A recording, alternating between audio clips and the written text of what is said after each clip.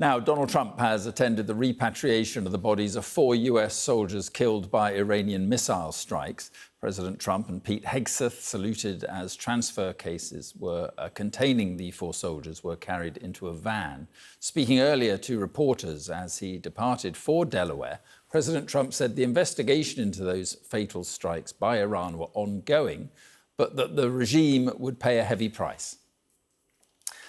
Let's bring in James Matthews, who is in Washington. And really, James, a reminder of the cost of this ongoing war. Hi, Mark. Yeah, the human cost. 4 members of the military killed in the last few days, 3 in Jordan, 1 in Iraq. Private First Class Isabella Gonzalez, 19 years old, the youngest of them. Lieutenant Tyler Feehan, 25.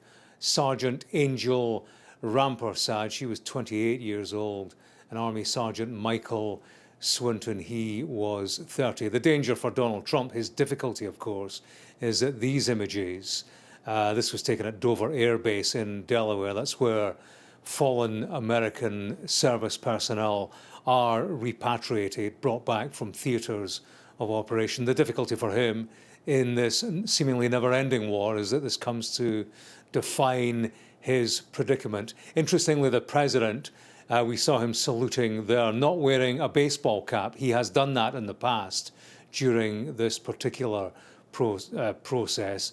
Wore a USA baseball cap, one that retails on the Trump website for $55. He was roundly criticised for it at the time.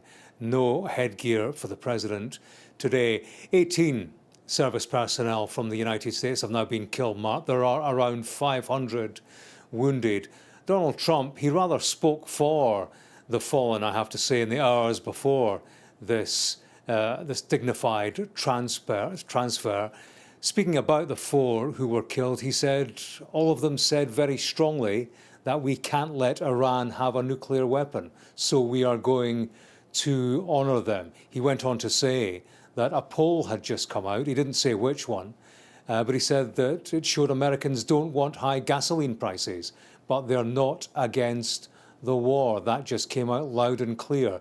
That was the words of the president. Polls, I have to say, Mark, very clearly indicate that Americans are against this war.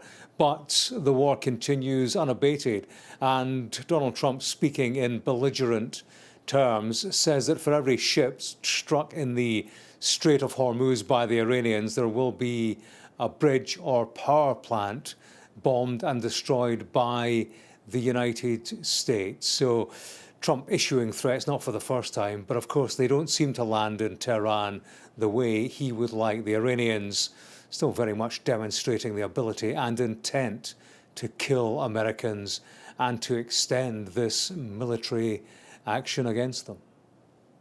OK, James, thank you very much.